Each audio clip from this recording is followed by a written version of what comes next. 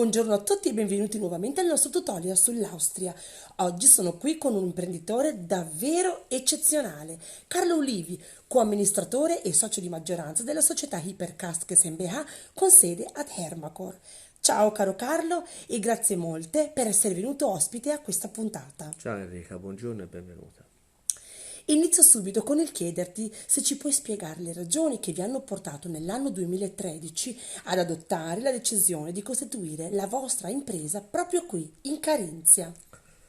Certo Enrica, e dopo aver esaminato diverse realtà in Europa e non solo, abbiamo deciso di realizzare la nostra iniziativa in Austria per molteplici fattori. In particolare la massima chiarezza sui diritti e doveri nelle varie fasi della vita aziendale, la centralità geografica che pone l'Austria al centro dell'Europa con vie di comunicazione rapide ed efficienti.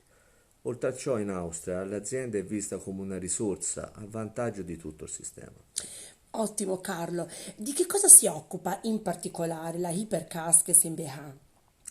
La nostra società Enrica si occupa della produzione di film in polipropilene, materiale assolutamente atossico e completamente riciclabile, per molte volte visto il suo grande vantaggio di applicazione. Per i settori quali il tessile si pensa al confezionamento di collante e prodotti di abbigliamento, il medicale, per esempio imballi secondari e confezionamento di strumenti chirurgici in campo ospedaliero, il pet food, in particolare prodotti secchi e umidi soggetti a processi di sterilizzazione termica. Il settore alimentare si pensa al packaging per prodotti secchi e sterilizzabili, oltre a tutta la linea dei termoformali. Poi ci sono settori speciali come quello dell'automotive e di film protettivi. Carlo, quale supporto ha ottenuto la vostra società dagli enti governativi della Carinzia?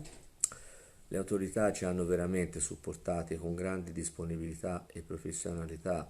Sono state al nostro fianco fin dall'inizio per la presentazione del progetto, l'individuazione dell'istituto di credito per i necessari finanziamenti, oltre ad un supporto anche nelle piccole necessità operative, ad esempio noleggio di attrezzature a supporto dei montaggi. In poche parole ci hanno fatto sentire fin da subito parte della loro nazione. Ottimo Carlo, ringrazio di cuore Carlo Olivi per la sua preziosa partecipazione a questa puntata. Penso che l'esperienza di Hypercaskes MBH in Austria possa essere presa da esempio da altri imprenditori che volessero con successo espandere la propria attività oltre Alpe. Vi aspetto nuovamente alla prossima settimana per darvi ulteriori informazioni importanti sul sistema austriaco. Tanti cari saluti a tutti e grazie mille a Carlo Olivi per essere stato qui con noi oggi. Grazie a te Enrica e grazie di averci venuto a trovare.